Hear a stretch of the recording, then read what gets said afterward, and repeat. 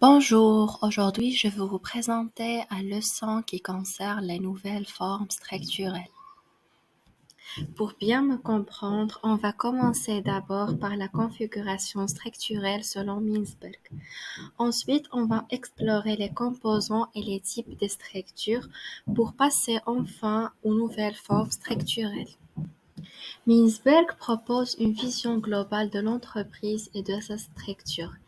Il définit les composants d'une organisation et montre que chacun d'elles est plus ou moins développé, ce qui conduit à la définition de structures différentes qu'il appelle configuration structurelle. Il existe 5 types de structures. Chaque structure a son mécanisme de coordination, ses forces majeures et ses facteurs de contingence.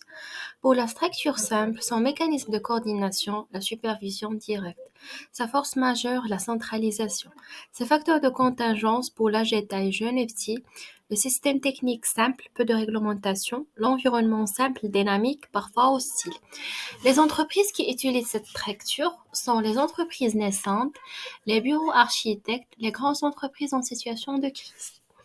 Pour la bureaucratie mécaniste, son mécanisme de coordination, la standardisation du travail, sa force majeure, la standardisation, ses facteurs de contingence, l'âge et taille vieux et grand, le système technique réglementation peu complexe,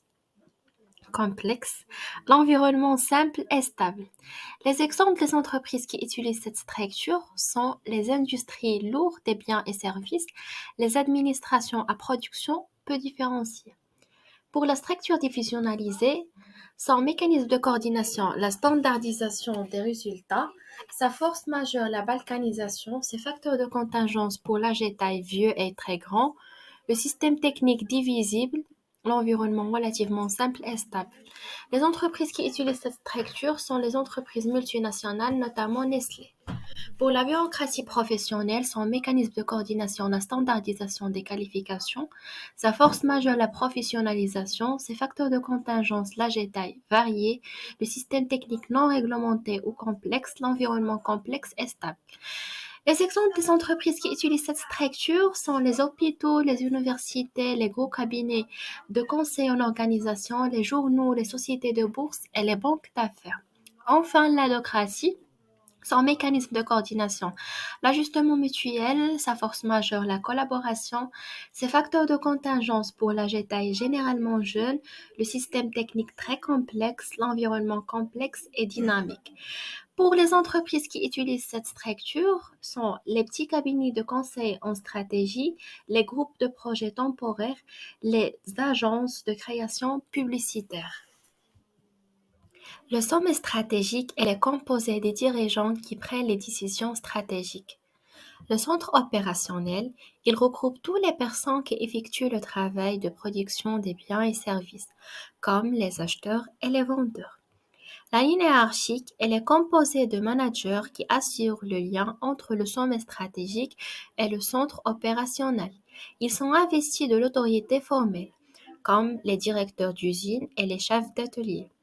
Technostructure, située en dehors de la ligne hiérarchique, elle est composée des spécialistes qui analysent, organisent le travail et contrôlent les autres, comme le service comptabilité, formation et la gestion des ressources humaines. Support logistique, elle a pour mission de fournir au reste de l'organisation divers services internes, comme le service courrier, service accueil, etc.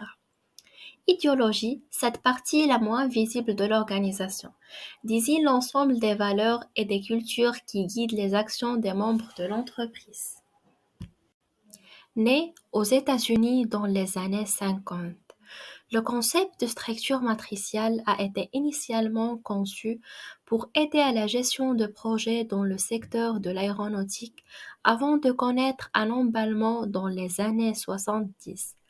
Cette organisation convient particulièrement aux entreprises qui travaillent sur une multitude de projets et dont les équipes sont pluridisciplinaires. Elle trouve notamment sa place dans les entreprises impliquées dans des projets longs et complexes et qui travaillent dans un environnement à évolution rapide. La structure matricielle est une organisation à la fois multidimensionnelle et décentralisée. D'une part, il s'agit non pas d'une structure où l'on superpose des pouvoirs, mais bien d'un croisement de compétences similaires sur un seul et unique projet. D'autre part, la structure matricielle implique une délimitation des cadres de compétences et des territoires de chaque salarié. Aussi, la structure matricielle, c'est un mélange entre l'organisation fonctionnelle et divisionnelle. Cette structure se manifeste dans cet organigramme. La structure matricielle combine les avantages de la structure organisationnelle, fonctionnelle et divisionnelle. Dans sa structure, il y a une flexibilité accrue, une meilleure gestion des fluctuations d'utilisation des capacités, une communication plus dynamique et le changement d'information plus rapide et la prise de décision dans cette structure démocratique est large. En revanche, les coûts de planification et de mise en œuvre sont très élevés. La complexité peut conduire à la confusion et au conflit. Les frais généraux de communication sont élevés. Aussi, il y a une difficulté d'attribuer les succès et les échecs. Cela, c'est l'organigramme de l'entreprise Royal Air Maroc qui adopte la structure matricielle.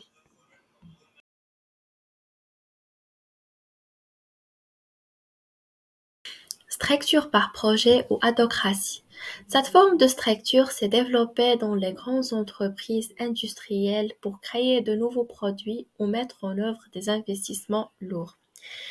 Il s'est développé ensuite à travers les partenariats et les alliances, notamment pour la conception et la mise au point des services. La structure par projet a plusieurs types. Structure pure par projet, adaptée aux projets de grande taille, d'une durée importante, 2 ans ou plus, et dans les activités totalement différentes. L'entreprise apparaît comme un conglomérat des projets tous autonomes et sans standardisation possible. La structure mixte par projet-fonction évoque des économies d'échelle entre produits sont envisageables par standardisation des méthodes. Aussi, structure matricielle projet-métier. Chaque projet dans cette structure est croisé avec un métier. Les moyens utilisés et les opérations sont étroitement liés. La structure adhocratie ou par projet a plusieurs avantages. Parmi eux, orientation client-résultat, évaluation de la performance plus facile, meilleur équilibre temps coût-qualité et la clarté des canaux de communication avec l'externe. Aussi, cette structure a des inconvénients, sont perte de la mémoire de l'entreprise, c'est une structure temporaire, perte d'uniformité et le risque de sacrifier la qualité au coût et au délai. Plusieurs entreprises adoptent la structure par projet. Parmi eux, l'OCP Group, c'est un leader mondial dans l'industrie de phosphate. L'OCP gère divers projets dans le domaine minier, la chimie et la logistique. Chaque projet pourrait être géré comme une entité autonome avec sa propre structure. Aussi, l'entreprise CSGTM, Société Générale des Travaux du Maroc. En suivant cette structure, l'entreprise suit plusieurs étapes. Identification des projets. SGTM devrait commencer par identifier les différents projets sur lesquels elle travaille ou prévoit de travailler. Formation d'équipe de projet. Pour chaque projet identité, SGTM constitue une équipe dédiée comprenant les membres du personnel nécessaires pour mener bien ce projet. Définition des objectifs et des responsabilités, allocation des ressources, les ressources humaines, financières et matérielles. Communication et coordination. Une communication efficace et une coordination entre les différentes équipes projets sont essentielles pour assurer le bon déroulement de chaque projet. Gestion des risques. CGSGTM devrait également mettre en place des processus de gestion des risques pour identifier, évaluer et atténuer les risques potentiels associés à chaque projet. La structure par produit est celle qui est utilisée par l'entreprise lorsqu'elle doit présenter sur le marché de nombreux produits qu'un seul commercial ne peut pas suivre. Une telle structure peut également être adoptée lorsque les prospects sont différents ou ont des comportements d'achat différents. L'avantage de la structure par produit est la spécialisation du vendeur qui doit uniquement s'occuper d'un seul produit. Ainsi, elle n'est pas tentée de choisir entre les produits comme dans une structure géographique. Cependant, cette spécialisation risque de donner aux vendeurs l'impression de travailler chacun pour une société différente, ce qui posera un problème chez les clients car certains d'entre eux n'aiment pas avoir affaire à des interlocuteurs différents chez un même fournisseur. À cet inconvénient s'ajoute le fait que le vendeur doit se déplacer dans plusieurs zones pour promouvoir le produit, ce qui fait que l'entreprise doit engager des frais de déplacement importants. Et les entreprises qui adoptent la structure par projet sont les entreprises d'agroalimentaire, pharmaceutiques, technologie et électronique, les entreprises spécialisées dans le textile et l'habillement, la cosmétique et la beauté. La structure par zone géographique consiste à affecter à chaque vendeur un secteur géographique de vente. Lorsque l'entreprise adopte cette structure, l'avantage est que le vendeur a une zone d'action bien délimitée qui lui permet d'évaluer facilement ses résultats et ses performances.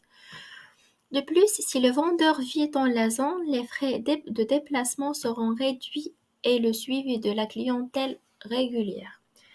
Le problème qui se pose cependant peut être dû au fait que le vendeur doit mettre sur le marché plusieurs produits et ne peut donc pas vendre avec la même compétence les divers produits, car il peut avoir une très bonne connaissance d'un produit et négliger les autres.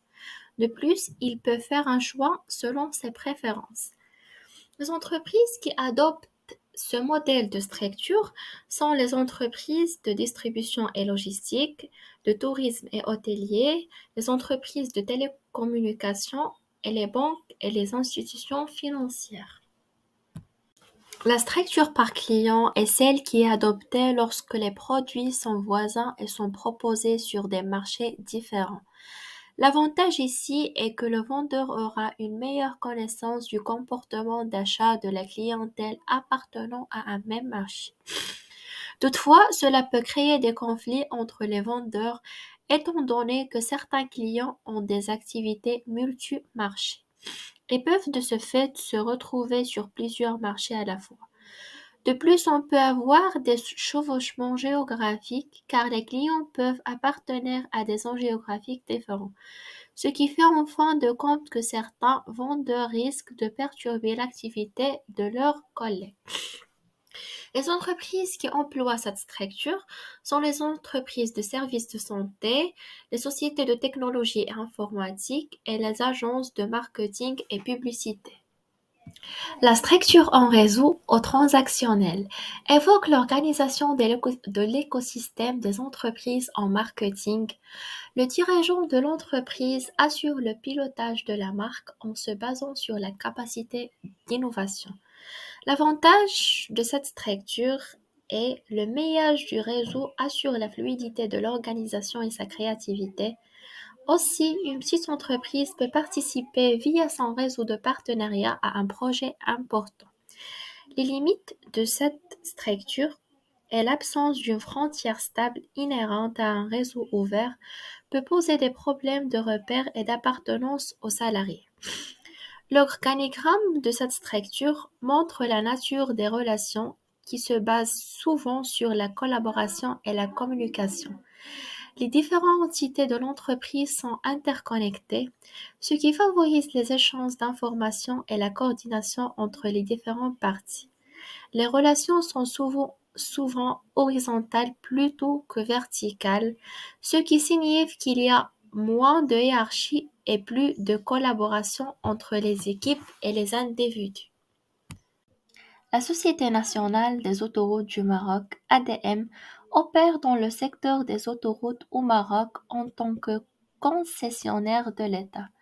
Depuis sa création en 1989, ADM a établi un réseau autoroutier s'étend sur 1800 km. ce qui en fait le deuxième plus grand réseau d'autoroutes en Afrique après celui de l'Afrique du Sud. Et finalement, je vous remercie pour votre bienveillance et votre attention.